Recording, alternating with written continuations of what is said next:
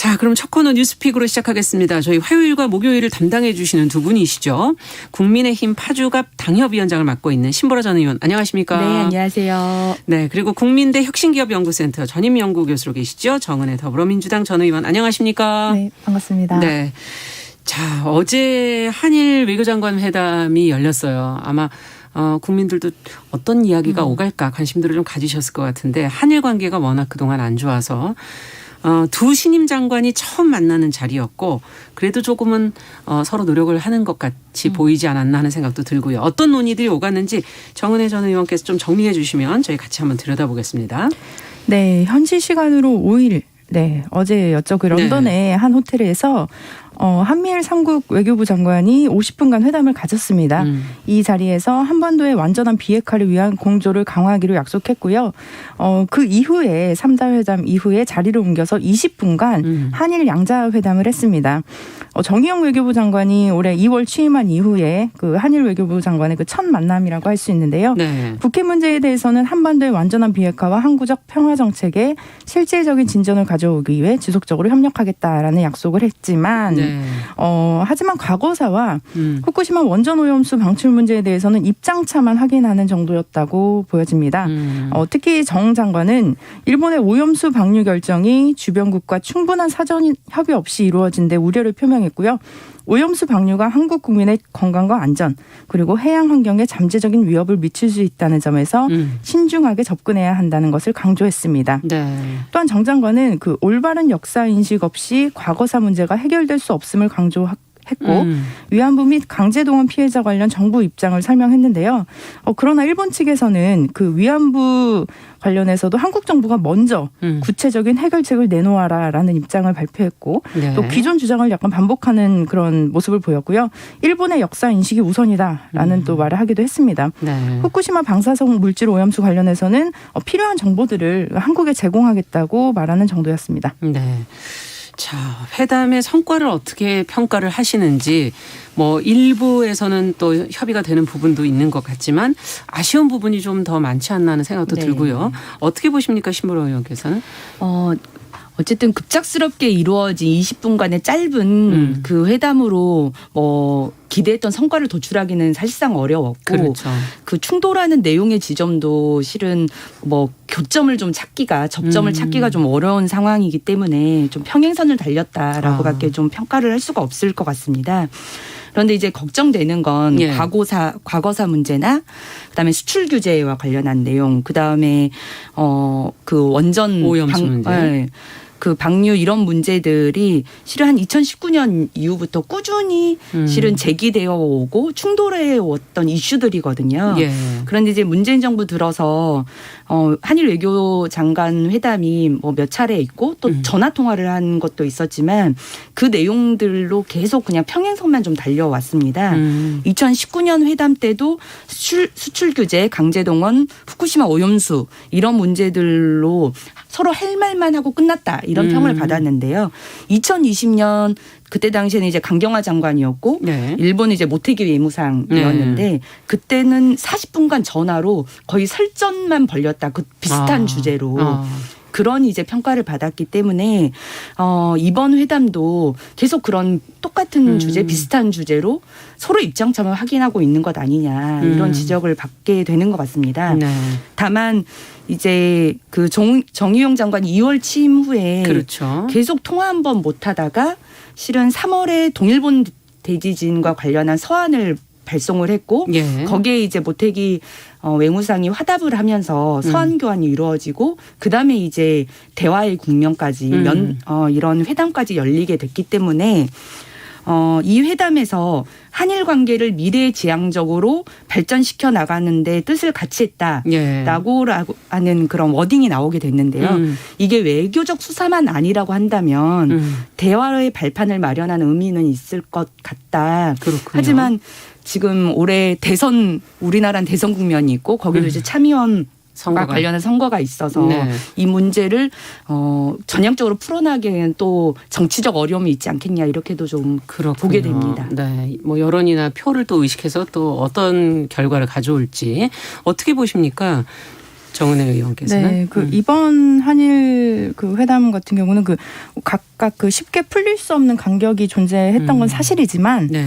어떻게 보면 꽉 막혔던 한일 관계가 이번 회담을 통해서 양국 간의 의사소통을 본격적으로 시작할 수 있게 됐다라는 측면에서 저는 좀 긍정적으로 보는데요. 네. 사실 사람이 만나야 중요한 거잖아요. 만나고 소통하고 그렇죠. 대화하고 지금 코로나로 비대면 사회가 됐지만 또 이 상황에서도 얼굴을 볼 수 있었다는 점, 짧은 시간이었지만 네. 외교 관계는 어떻게 보면 그런 시간이기보다는 사람의 마음, 정 이런 것도 굉장히 중요한 것 같습니다. 특히 국익 같은 경우는 이제 외교 정책에 있어서 가장 중요한 요소긴 한데요. 대한민국의 외교부 장관으로서 대한민국의 국익을 저는 분명히 그 자리에서 얘기했다는 거 그런 점에도 좀 많이 어떻게 보면 점수를 주고 싶다고 생각을 하는데요. 한일 관계는 저는 한국과 일본이 양자 간의 협력으로 풀기는 좀 어렵지 않나라는 생각을 좀 해봅니다. 제3자가 네. 필요하다, 제3국이 필요하다 이런 말씀이신가요? 그래서 이번에도 한미일 외교부 네. 장관의 회의가 있었던 것처럼 삼각공조가 굉장히 중요하다고 볼 수 있는데요. 과거 김대중 정부 때 1999년에 대북 정책의 효과적인 수립과 공조를 위해서 한미일이 대북 정책 조정 감독이라는 그룹을 만들기도 했습니다. 티콕이라고 하는데요. 네. 당시에 좀 북한의 대포동 미사일 이런 경우로 되게 좀 위협적인 상황에서 삼국 공조가 굉장히 좀 강화되었고 그리고 우리가 북한에 대해서 군사적 억제를 이렇게 좀 제한을 두지만 그 이외에도 인도적인 지원을 통한 협상에 좀 역점을 두었던 시기가 있습니다. 근데 물론 어제 회담 같은 경우는 일본은 굉장히 유엔의 대북 제재 이행이라든지 아니면 CVID 완전하고 검증 가능한 불가역적인 핵폐기 주장을 하기도 했는데요. 좀 강경한 기조로 나왔다고 해요. 네. 그럼에도 불구하고 지금 우리가 미국이 이번에 바이든 정부를 좀 봐야 하는데 바이든 정부의 기조가 강경한 이런 입장은 아니고 미국의 대북 정책에 있어서 동맹국들의 입장을 중시하겠다는 그렇죠. 네, 그런 입장입니다. 그렇기 때문에 일본의 입장, 한국의 입장 좀 다 들어보고 같이 좀 조율을 해서 아마 최종적인 대북 정책이 나오지 않을까 싶은데 이런 기회에 우리가 한국과 일본이 먼저 대북 정책에 대해서 또 한반도의 평화에 대해서 먼저 좀 논의를 하면서 좀 거기에서 오히려 좀 신뢰를 쌓는 게 좋지 않을까. 그리고 신뢰를 기반으로 한일 관계에 문제되고 있는 위안부 문제나 다른 문제들도 좀 해결을 해야 할 것 같고요. 사실 후쿠시마 오염수 방류 같은 경우는 굉장히 지금 저는 대한민국 국민들 한 분 한 분이 많이 또 걱정을 하고 그렇죠. 이것도 국제사회도 사실은 걱정해야 될 부분이기도 한데요. 네. 근데 또 일본의 국제사회에 대한 그런 어떻게 보면 좀 많이 일본 편을 드는 쪽도 좀 있는 것 같아요. 그래서 그렇기 때문에 지금 그 부분에 있어서는 좀 이 부분 같은 경우는 협상을 하고 협력을 할 수는 있겠지만 충분히 저는 문재인 정부가 협상력을 바탕으로 우리 정부가 또 우리 국민을 지킬 수 있는 방안으로 나아갈 것이라고 생각합니다. 네, 어쨌든 서로 만나서 신뢰를 쌓는 첫 발자국은 굉장히 중요하다 지금 그런 얘기시고요. 더 하실 얘기가 있으신가요, 신보라 의원께서? 우선 대북 인식에서부터 대북 정책에서부터 같이 협력을 해나가면 좋겠다. 물꼬를 좋은 틀려면. 의견이시긴 한데 실은 한일 간의 대북 인식에 있어서도 일정 정도 조금 격차는 있거든요. 그렇죠. 그래서 이 부분의 상호적 대화도 어려움은 있을 수 있다라는 생각이 들고 어쨌든 적극적 협력을 하기 위한 노력이 필요한데 저는 지금 현재는 외교 라인이지만 외교 라인뿐만 아니라 행정부에서 여러 라인을 풀가동할 필요가 있다. 그래서 실은 강창일 주일대사도 대표적인 일본 통일시거든요. 네. 그런 부분에 대한 협력도 강화하고 국회 내에서도 외교 한일 의원 연맹이라고 그런 외교 라인이 존재를 있죠. 합니다. 예. 그래서 한일 의원 연맹에서 작년에 방문하기도 했었는데 그래서 그런 형태의 라인도 강화를 하고 이제 6월에 있을 G7이나 그렇죠. 도쿄올림픽이 만약 성사가 된다면 그때 이제 한일 정상회담 루트를 적극적으로 활용해 보는 것도 검토되어야 된다라고 봅니다. 외교 문제를 풀기 위해서 외교 라인 외에도 다른 모든 동원을 좀 해야 되지 않겠는가 하는 입장까지 지금 얘기를 해 주셨어요. 자, 앞으로 이제 조금씩 이제 성과가 나올지 지켜보면서 저희가 또 계속 얘기 또 나눠보도록 하죠. 자, 두 번째 뉴스는 늦은 밤 한 여성이 사는 집 공동 현관문 앞까지 따라갔다가 주거 침입 혐의로 재판에 넘겨진 남성이 있는데요. 이 법원에서 무죄를 선고를 했다는 보도 내용이 나왔습니다. 재판부가 이런 판단을 내린 이유는 과연 무엇인지 조금 더 안으로 들어가 보고 싶은데요. 정은혜 의원께서 전 의원께서 좀 정리를 해 주시죠. 네, 그 지난해 8월 28일 새벽에 그 서울의 강남의 한 골목길에서 귀가하는 여성의 주거지인 그 빌라의 공동 현관문 앞까지 쫓아온 30대 남성이 1심에서 무죄를 선고받았습니다. 예. 이 남성은 여성을 80m가량을 쫓아갔고요. 집에 들어가려고 문 앞에 서 있던 여성은 그 남성을 보고 놀라 소리 지르며 다른 곳으로 도망을 갔다고 합니다. 아마도 그 여성이 막 소리를 지르고 도망을 갔기 때문에 그 남성이 빌라 건물 안까지 들어가지 않은 걸로 추측이 되는데요. 이처럼 타인의 그 주거지, 특히 그 주차장을 가로질러 공동현관문 앞에 갔지만 건물에 들어가지 않은 경우 주거 침입자가 되지 않는다라는 판결이 나왔습니다. 근데 주거 침입죄가 인정되려면 범행 장소가 외부인이 함부로 출입할 수 없는 주거 공간이라는 점이 입증되어야 하는데 해당 빌라는 벽이 없이 기둥만 세워져 있고 그 위에 건물을 얹은 필로티 구조로 설계된 건물이라서 1층 주차장은 개방이 되어 있어서 침입 대상이 될 수 없다는 그런 법원의 판결이 있었습니다. 네, 그렇군요. 자, 사실 공동현관 근처까지만 따라와도 여성의 입장에서는 상당히 그 공포감이 크지 않았을까 하는 상상을 해보게 되는데 이번 판결에 대해서 두 분은 어떻게 생각하시는지, 과거에도 이런 유사 사건들이 계속 지금 최근에 많이 보도가 좀 이어졌었거든요. 여성 대상 범죄에 대한 판결이 너무 약한 거 아니냐 이런 비판도 지금 나오고 있기 때문에 두 분의 의견 좀 들어보고 싶네요. 네, 우선 공포에 질렸을 피해자분께 정말 진심으로 위로의 말씀을 드리고 싶고요. 네. 실은 많은 여성분들이 대체적으로 한두 번씩은 겪어봤을 일이 아닐까 싶습니다. 저 같은 경우도 어린 시절에 뭐 골목길 주변에서 이렇게 살았기 때문에 그런 두려움을 느낀 적이 많았고, 그렇죠. 솔직히 그런 골목길 다닐 때 이어폰 끼지 않고 맞습니다. 다니는 그런 습관들도 여성들은 맞아요. 가지고 있거든요. 예. 그런데 이런 다양한 형태로 여성에게 강도 혹은 범죄를 저지를 의도로 행해지는 뭐 쫓아오기, 들여다보기 뭐 이런 것들은 실은 명백하게 잘못된 행위이고 네. 처벌을 받아야 마땅한 행위인데도 불구하고 현행법에서는 이를 뭐 방금 이 사례 같은 경우는 주거침입죄 아니면 강간미수 이런 죄로 다룰 수밖에 없는데 이 현행법에서는 그게 우리나라가 증거주의이기 때문에 재형 법정주의고 명백한 증거, 명백한 의도, 명백한 행위 이런 게 입증되어야만 이 법에 따른 처벌을 받을 수 있기 때문에 굉장히 좀 애매한 상황에 놓이면 이걸 처벌할 수 없게 되는 거죠. 그래서 저는 이게 입법 불비의 문제가 아닌가라는 생각이 들고요. 실은 이제 스토킹 처벌 강압 이제 스토킹 처벌법이 얼마 전에 좀 개정이 됐죠. 올해 9월에 시행이 되기 때문에 이러한 행위를 이제 처벌할 수 있는 이제 법률적인 근거가 마련이 되기는 했습니다. 그런데 이 스토킹 처벌법도 실은 이제서야 입법이 됐는데 실은 여성들을 따라오거나 지속적으로 괴롭힘을 하거나 이런 행위는 정말 뭐 일상다반사로 굉장히 오래전부터 발생된 일이었지만 이걸 범죄로 인식하는 데까지는 굉장히 많은 시일이 걸렸죠. 맞습니다. 실은 20대 국회에서도 이 관련 법안이 발의가 됐음에도 불구하고 20대 국회 안에서도 통과가 되지 못했다가 21대 국회에 들어서 이 법률이 통과될 수 있었거든요.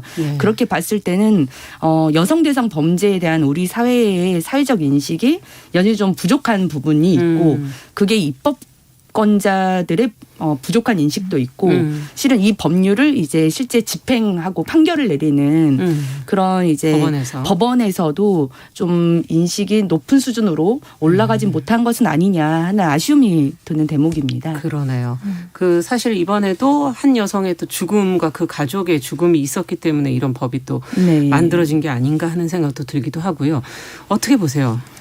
네, 그 남성의 변호사가 그 얘기를 했는데 그 공동 현관문을 두드리거나 손잡이를 열려고 하지 않았다. 그리고 해당 주차장이 주택과 생활 도로에 있어서 차량과 사람의 통행이 빈번하고 자유로운 구조였다라고 좀 주장했다고 하더라고요. 근데 지금 보면은 주거침입죄는 아니더라도 지금 주거침입죄 미수로는 또 볼 수 있는 거거든요. 그렇죠. 그래서 침입하려고 했으나 실패한 경우 또 뭐 문을 두드리기만 한 경우도 주거침입죄 미수가 되는데 이 경우는 침입하려 했으나 실패한 경우라고 볼 수 있는 거죠. 이건 누가 봐도 그렇게 볼 수 있는 경우고 제가 사실은 이 기사를 보다가 좀 댓글을 많이 봤어요. 근데 댓글 중에 가장 그 좀 어떻게 조회수가 높은 댓글 하나가 현관문 앞까지 낯선 사람이 쫓아왔는데 이게 무죄라고 하면 혼자 사는 여성은 무서워서 어떻게 살 수 있나요? 사람이 다치고 사건이 일어나야 유죄로 인정되는 건가요? 예. 제대로 된 법 개정이 필요합니다라는 입장이 있으셨습니다. 그렇기 때문에 지금 우리나라에 특히 성범죄 같은 경우도 그 의도성, 그 사람이 얼마나 의도를 가지고 접근을 했는지에 대해서 우리가 좀 많이 판단을 해야 하는데 네. 너무 좀 관대하다는 생각이 들어요. 그래서 의도성은 무시한 채 그 영상이 정말 그 시간 동안 얼마나 좀 두려웠을지 신보라 의원도 얘기하셨지만 저 같은 경우는 버스에서 내려서 집에까지 가는 길에 항상 엄마한테 전화를 했어요. 그게 저는 고등학교 때부터 좀 습관이거든요. 그러니까 그 무서움을 어떻게 보면 좀 피해 네, 보시려고. 그래서 전화하면서 엄마 지금 가고 있어. 예. 내가 계속 말하고 있어. 들어줘. 엄마 예. 얘기해줘. 이런 식으로 계속했던 기억이 있고 사실 지금도 저는 좀 결혼을 하고 아이가 있는 상황에서도 가끔 이제 그럴 때가 있는데요. 네. 미국 같은 경우는 정말 주거 침입일 때는 총을 정말 사용해도 가능할 정도로 그게 정당방위로 인정이 됩니다. 네. 그래서 그런 나라가 있기도 한데 지금 보면은 주거 침입죄가 인정이 되느냐 안 되느냐 이게 정말 사실 이게 또 필로티 구조로 되어 있는 빌라라고 하죠. 근데 사실은 이 구조에서 우리가 보면 저도 이제 필로티 구조에 사는데 1층이 주차장으로 되어 있어요. 예. 그래서 이 주차장은 사실 우리가 암묵적으로 다 알고 있는 게 이 거주지에 사는 사람이 주차를 하게 되어 있는 거죠. 아니면은 못 들어가죠 원래. 예. 그래서 우리가 뭐 정말 고급 빌라나 고급 아파트처럼 입구가 차단이 되어 있고 경비 아저씨가 있고 뭐 이런 경우가 아니라고 하더라도 사실 담장이 없다고 하더라도 이게 암묵적으로 그 주차 공간이 다 표시가 되어 있잖아요. 그렇죠. 그래서 그 지역 그 자리는 거의 뭐 주민들이 왔다 갔다 하는 걸로 우리가 인식이 되고 있는데 그리고 특히 이 시간이 뭐 사람이 붐비는 뭐 출퇴근 시간도 아니고 네, 아까 정말 그런 얘기를 했었는데. 네, 새벽 예. 시간에 이 자리에 왔다는 것 자체가 그리고 거기에 뭐 주민도 아닌 것 같고요. 근데 그런 상황에서 이 여성에게 따라갔다는 것이 정말 우리가 생각하기에 너무나 끔찍한 범죄로 이어질 수 있었다. 그래서 무조건 범죄가 일어나고 나서 처벌하는 것에 또 사실 처벌의 수위도 우리나라는 좀 상대적으로 높지 않은 것 같고요. 예. 처벌에만 좀 집중할 게 아니라 우리가 예방하는 차원 그렇죠. 그런 것들도 좀 깊이 고민해야 될 것 같습니다. 네, 예방이 굉장히 사실 중요한데 앞으로 이 부분은 어떻게 또 보완해 나갈지 한번 지켜보죠. 자, 마지막 뉴스로는 문재인 대통령이 한 시민을 모욕죄로 고소를 해서 지금 논란이 되고 있는데 고소를 취하를 했습니다. 결국은. 네. 어떤 논란이 그동안 있었던 거고요. 또 취하한 배경은 어디에 있는 것인지 지금까지 나온 내용 한번 정리해 보면서 같이 한번 생각해 보죠. 신보라 의원께서 좀 정리해 주시겠어요? 네, 얼마 전에 서울 영등포경찰서가 문재인 대통령에 대한 모욕 혐의로 30대 남성 김모 씨를 검찰에 송치를 했고요. 네.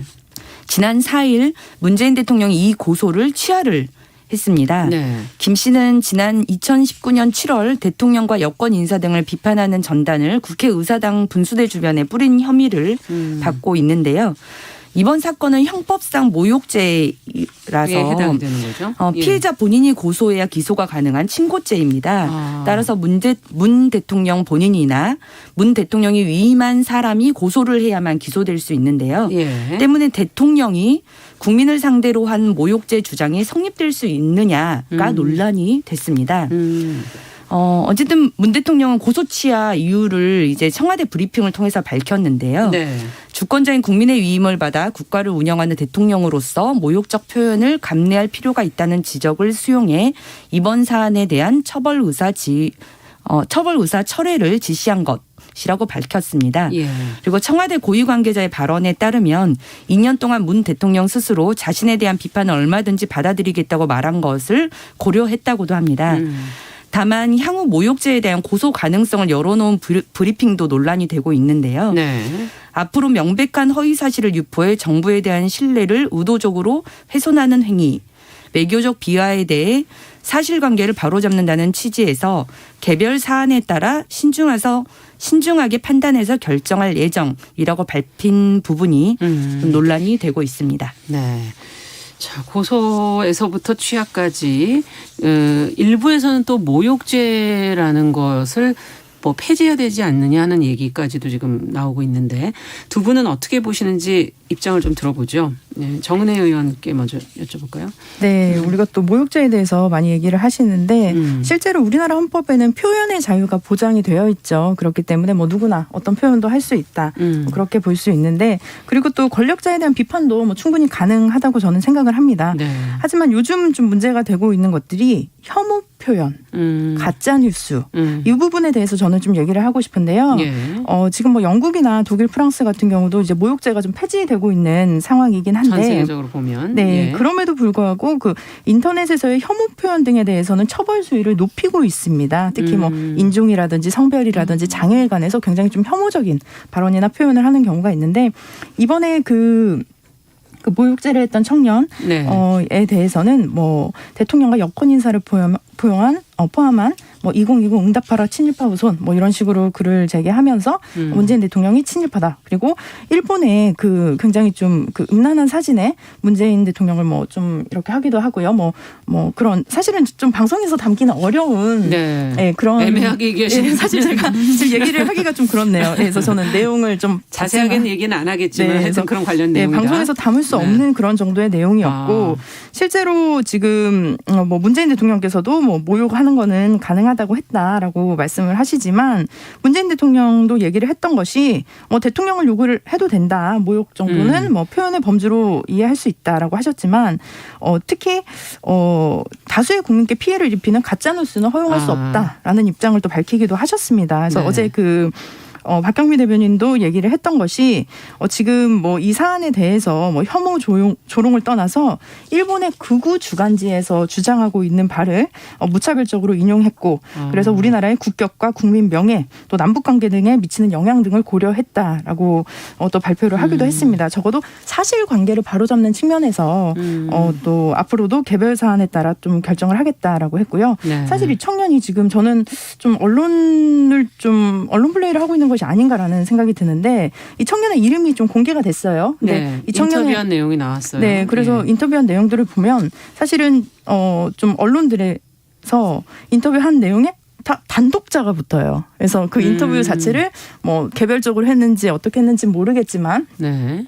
그 언론들에서도 좀 단독이라고 해서 좀 어떻게 보면 이렇게 사람들의 관심을 끌 수 있는 그런 인터뷰를 했고 실제로 뭐 정확하게 확인된 바는 아니지만 지금 이 청년이 또 그 야당에 관련된 어떤 뭐 자문위원을 했다더라 이런 얘기들도 있더라고요. 그리고 뭐 야권에 뭐 어느 당에 뭐 공천 신청을 했다가 떨어졌다 뭐 이런 얘기들도 있더라고요. 그래서 뭐 이 부분은 좀 확인을 해봐야겠지만 그렇죠. 이것이 우리가 좀 본질적으로 봐야 하는 것이 그 30대 청년이 개인적인 생각으로 정말 정부에 쓴소리를 한 것이냐 예. 아니면 30대의 정당 활동을 하는 청년이 정치적으로 자신의 의사를 표현한 것이냐에 대해서 좀 차이를 좀 둬야 될 것 같습니다. 네. 우리가 정치인들끼리 하는 말과 일반 시민이 정부와 대통령을 향해서 하는 발언은 분명히 차이가 있는 것이고 예. 네, 그 의도라든지 그 목적이 다를 수가 있거든요. 그래서 이 부분에 대해서는 조금 더 확인이 필요하고